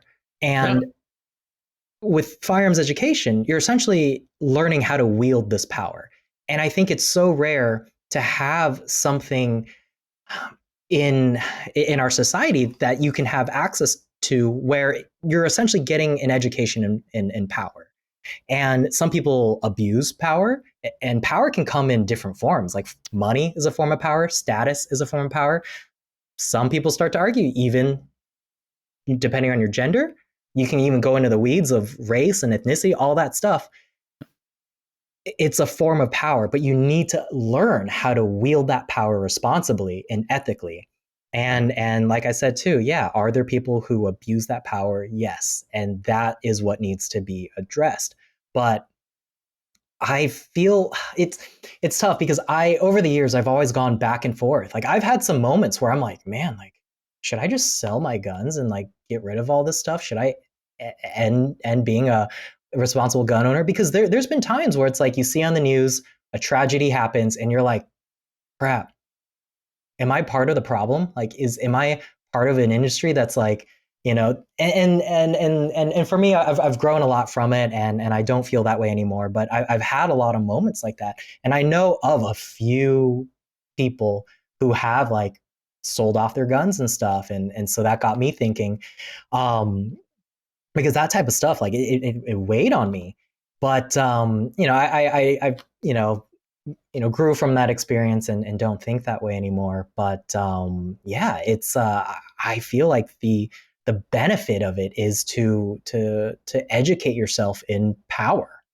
Well, and you enjoy what you're doing. Yeah. You enjoy what you're doing. Ultimately, it doesn't affect anybody else. Unless for some reason you decide to leave one of those guns sitting on your passenger seat of your car with the car unlocked, magazine in it, loaded. Right. It's not going to affect a single other human being. Right. Except for, when you're instructing them and then you're teaching them from your philosophical standpoint, you may be positively affecting them, making them think twice. Because think of it this way. Think of a culture of gun ownership where every single gun owner, when a tragedy happens, goes, am I doing the right thing? And still coming with the answer of, yes, I am.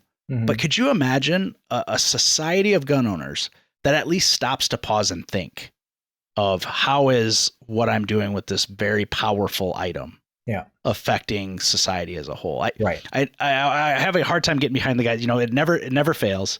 The same arguments come up every time there's a tragedy. Sure. And there's always the guys, and they're always wearing the same Oakley sunglasses, recording from the front seat of their car. And they're always like, well, you know, cars kill people. Should we outlaw cars too? It's like, hey, dummy, I don't know about you, but I had to take driver's ed. Right.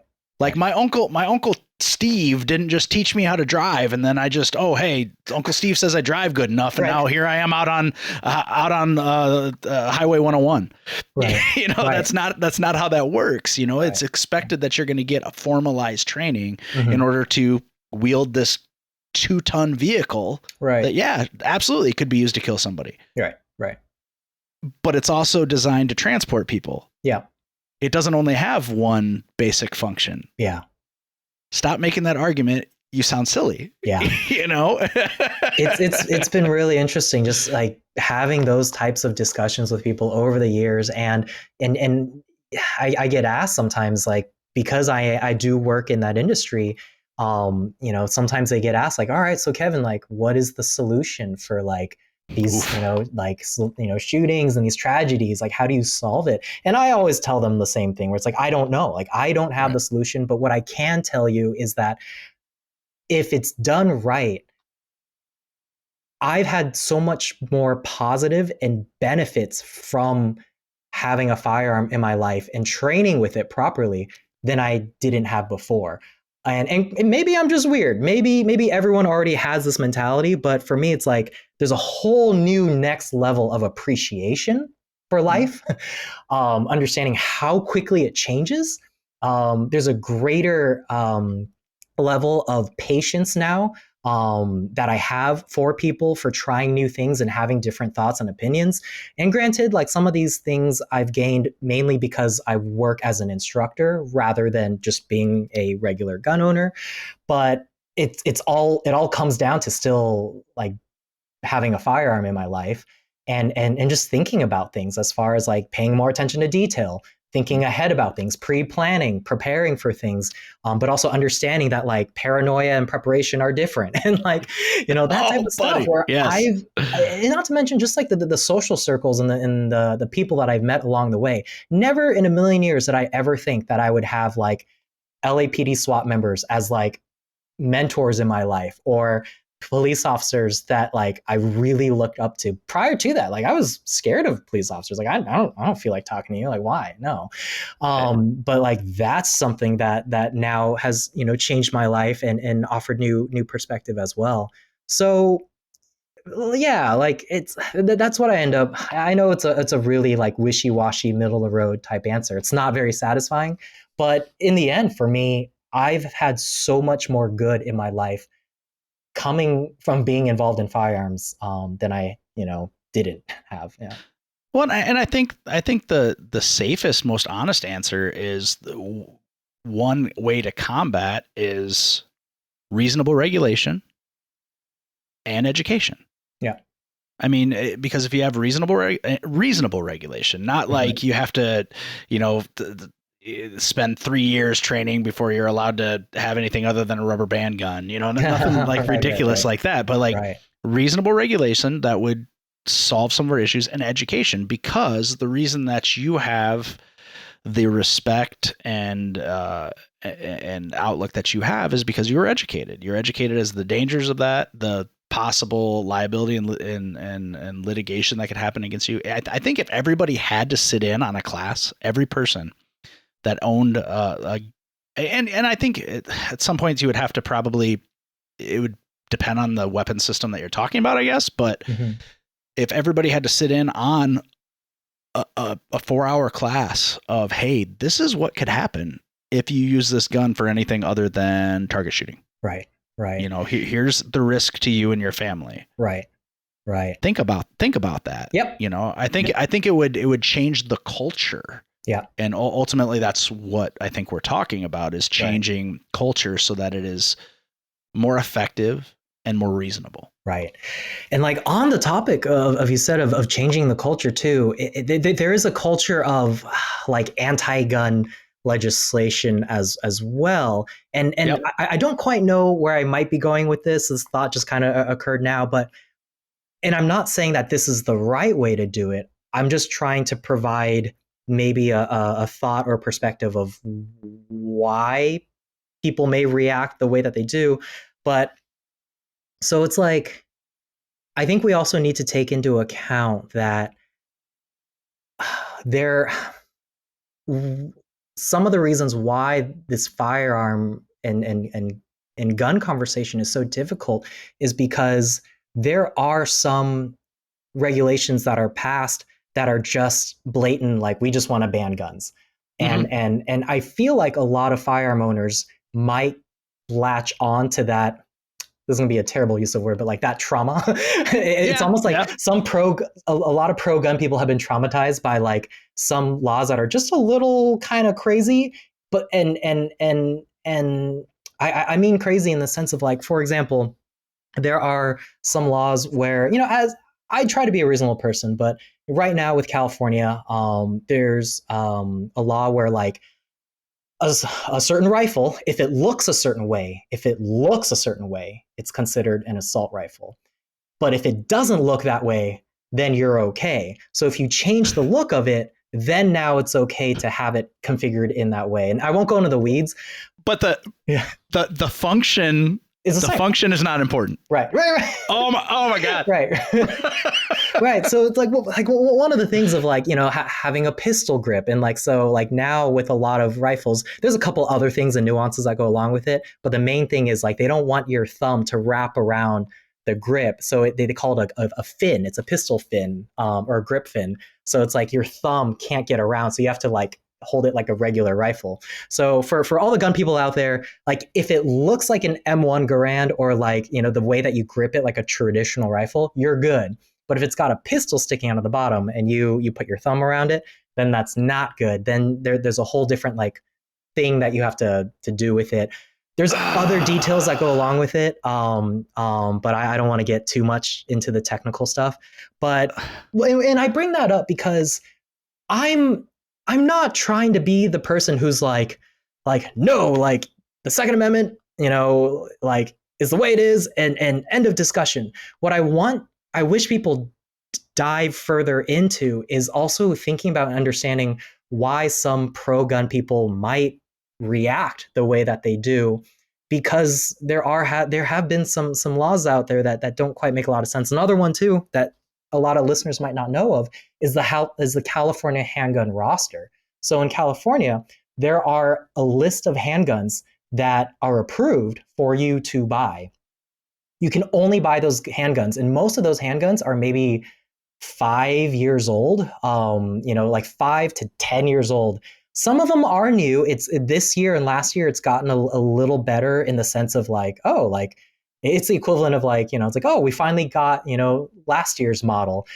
But the big difference is like, there are like they all go through drop tests. I think California has its own type of drop test rating, but there are guns that are only approved, and they can get, and I could be wrong here. I'm not a lawyer, so if anyone hears this, apologies in advance. Please correct me. I'm open to that.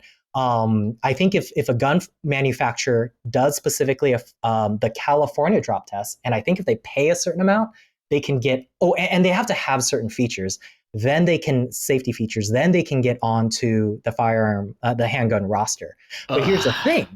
If you have someone who, like let's say a police officer, California police officers are exempt from that handgun roster list. Let's say if they have a gun that they no longer want, they can sell. You can sell that to a private party, you know, to a California citizen. So it's like, why, like, what happened? What's going on there? And maybe I don't have all the facts, which is also very possible. And totally just, you know, disregard my last 5-minute rant. But that was something that I didn't quite understand. So basically, what I'm trying to get to is you have some gun owners who have experienced that. So now I feel like they've adopted a mindset of like, nope, no changes, nothing. Like there any change is a bad change now, because they've been traumatized by that. But I also want to be respectful in understanding, because there are some people who I've worked with and talked to where it's like, oh, you know what? I'm not a fan of guns because I was at the Las Vegas, concert shooting. Or like another story that I ran into was like, I lost my brother because he found a gun at a friend's house and he shot himself when he was, like 6 years old. It's like, oh my God, okay. Like I see it now why you feel that way. And although I feel differently, I can't help but, you got to respect that. Where it's like, okay, right. Like we need to respect each other to find, I don't know. So, well, and a reasonable person says, oh man, yeah, I get it. Yeah. An unreasonable person's like, but no, you don't understand. That was a isolated incident. It's like, dude, shut up. Like that's not a valuable way to get people to understand your opinion. And the laws, while I think we probably do need different gun laws, those types of laws that you outlined are basically just politicians going, look, we're doing something. Yeah. We just made a gun. We made a gun law. So that's what you guys want to hear, right? It's like, no, nobody should want to hear that. Right. It should only be, and our society is so unique that we don't even have a blueprint. Everybody says, well, look at Australia. Australia doesn't have nearly the amount of gun deaths but they never had guns. Mm-hmm. So whether you agree that it should be part of the Constitution or don't agree that it should be part of the Constitution, the fact of the matter is it is part of the Constitution. So because we have to figure out a different solution because the guns are here, they're part of our culture and society. Yeah. So we have to figure a way to mitigate that, because we also have to admit we are the only country where these tragedies happen. Yeah. So that's a reality to face. Yeah. So obviously there is a correlation between gun ownerships in America and gun tragedy, but we can't simply look at Great Britain or Australia and go, simple, ban all guns. Yeah. Well, that's not realistic now because there's too many guns. Right. There's too many guns in America. We have to figure out a way to educate people and stop trying to convince people that don't like guns to like guns. Yeah. Right. Yes. That was a big lesson I learned. Yeah. Yeah. Just be like, hey man, okay, cool. Yeah. I get it. And I understand why you don't like them. And I agree with you. You probably shouldn't like them. Yeah. Like I get it. Yeah. I get it. And not to go too far off topic, let me know if I do. But one thing I wanted to touch on too is firearms education as well. Like we need to also take a look at like the schools, because the things that kind of go under the radar is you get some schools, firearm schools, where they're like, we'll teach, like this is in their marketing information, where they're like, what we do here is dangerous. Like you're like, basically they're saying we're going to put you in danger. Like they put people who are like never held a gun in their life, and they take people's money and they're like, all right, and we'll put you through a shoot house. We'll teach you CQB, close quarter combat on day one. You've never fired a gun? No problem. It's like, why? Like, why are you put like someone who's never driven before and throwing them into like, Formula One racing all of a sudden. And then you have some schools that are straight up like, oh, you know what? Like, we're going to start teaching you this and that and having you do very dangerous and like things that you shouldn't be doing. But because it looks cool on marketing, that's the education that they're going to try to teach. So like, yes, there's a whole discussion about guns, but then there's also a whole thing with the firearms education industry that needs to be looked at too. There's some pretty terrible schools out there where if you ask them their safety rating, it's like, have you had any incidents in your entire existence? And they'll be like, we've had 3, but only 3. It's just like, I don't think I want to be a part of the school anymore. And so that kind of flies by under the radar too. It's just like schools that are not responsible and they're just trying to jump onto, like, you know, as my boss likes to say it, Uncle Scotty over at ITTS, like mud flaps and whip antennas. It's all just dressing. Like they just, yeah. And then it ends up becoming a detriment. You're putting your students in danger. Well, and, you know, because apparently I like to draw comparisons. You know, you look at legalization of marijuana, right? Okay. So the federal government has not figured it out yet. That if you simply legalize marijuana and then regulate the hell out of it, it's going to be a safer product. It's going to be obviously regulated. It's going to be better regulated. You're going to be able to control how it's distributed. You're going to be able to control the tax money coming in. It really should be a similar thing with firearms education. Yeah, it should be a consistent product. Everyone that says that they're a firearms instructor should have to meet all of the same requirements. That way, you know, in the licensure process, which I'm sure the ATF would love one more thing to make money off of, you know, through the licensure process, you know what everyone is getting. You know, even with like the concealed carry laws, state to state to state, there's a reason everybody goes online and takes the Utah course. You know, like because then it's easy. You just to sit there and click through it, and then it applies in X amount of other states. Yeah.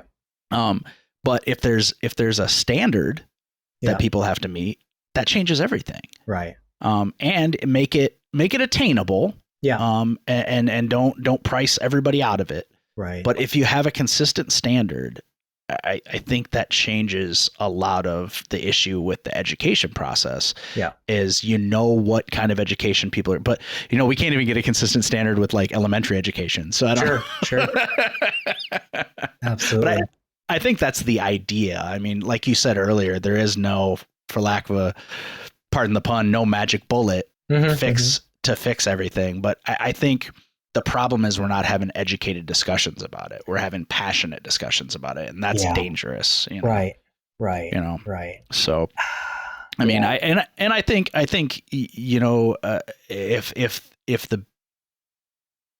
the hobby had more emissaries like you, more level-headed people that are willing to admit that certain parts of it are not ideal and could use changing, I think that goes a long way. Right. I have a lot of friends in a lot of different areas. I have a lot of cop friends. I have a lot of actor friends, you know, so, and what I try to do when I have discussions with, my cop friends, because, you know, they're all type A personalities and they like to have their opinions about stuff, is I try to approach it from the most reasonable, direction so that they don't feel like they're being attacked, because the minute they feel like they're being attacked, they're going to shut it down and they're just going to be like, Second Amendment. It's like, right, I get it, and technically you're right. Yeah.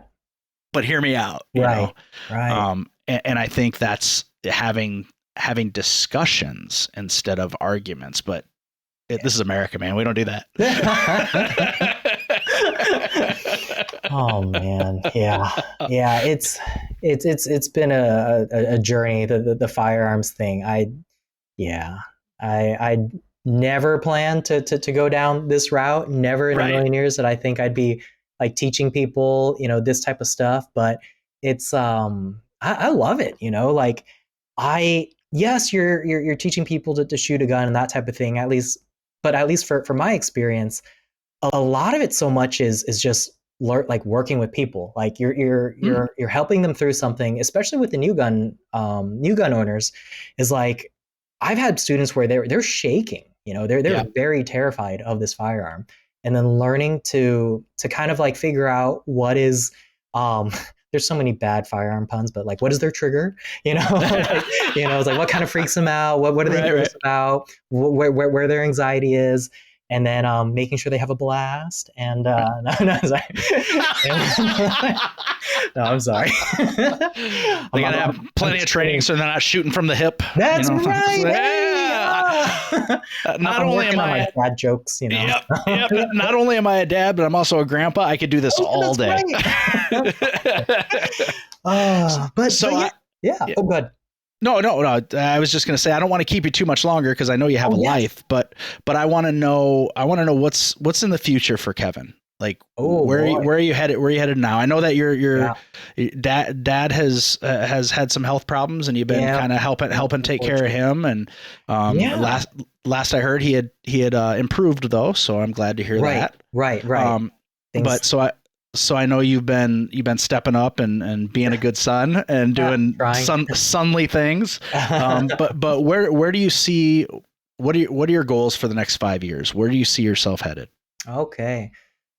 Well, I am trying to be, as good of a son as I can, but also as good as a now husband as I can. And hopefully in the next 5 years, my wife and I we're talking about like kids and stuff and what that looks like in the future.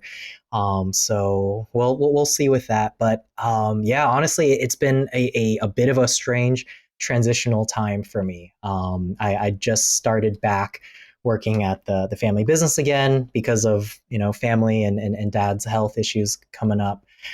So it's a little uncertain. I'm trying to figure out my way as far as keeping things with the family business like stable and helping out where I can, and then still trying to be involved and as good as I can with the on the family side. Sadly, a little bit the firearms instructing and the production assisting has kind of taken a back seat a bit. Maybe something in the future will kind of come together with those, but I'm a little bit in uncertain territory. Again, like, life is weird. It's funny. I didn't think that I'd be at the age that I am now, and where it's still kind of like a little shaky. But I guess that's life. You just gotta take it a day at a time. Do your best to stick with a plan if you can, but understand that plan is going to change. That's a good outlook, man. I tell you what, next time I'm in town, you can take me out shooting. I would love that. Yes, I would love to go. I would, like I said, I own guns. I just don't use them often. But sure. I'd be interested, someone with your experience to shoot with you, because I know that you've had some pretty notable clients. I know that you do some pretty interesting stuff. Like the tactical stuff is kind of fun to think about. I'd be happy to. It'd be my pleasure. That'd be a lot of fun. We'll get together and I'll buy you lunch or a beer or something. We'll go out. We'll do the beer after we shoot, because yes. right. Safety first. Safety first. Okay, we'll be safe about it. Absolutely. But I cannot thank you enough, Kevin. Would you believe we've been talking for almost 2 hours? I know. I was like, oh man, I looked at the clock. I was like, oh gosh, like it's. I know, man.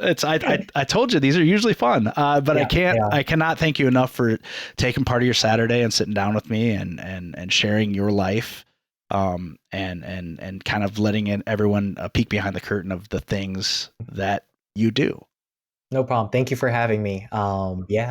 Absolutely. I would like to have you back again. I think there's plenty of other stuff we could talk about. So I would love that. I would love to hear the story about your marriage and meeting your wife. Oh man, that's a whole whirlwind of stuff.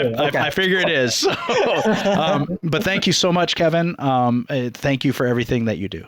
Oh, thank you, Zach.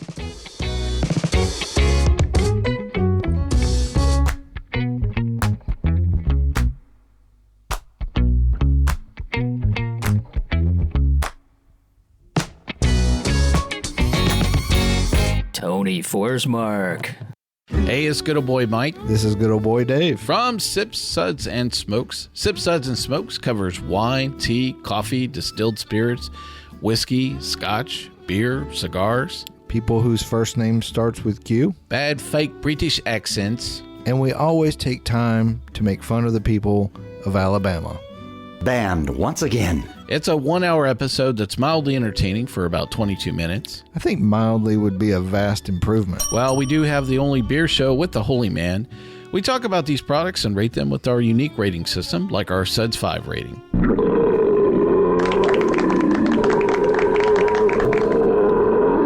Do you really have something better to do with your life for an hour than actually listen to this show? Well, don't make them think about it.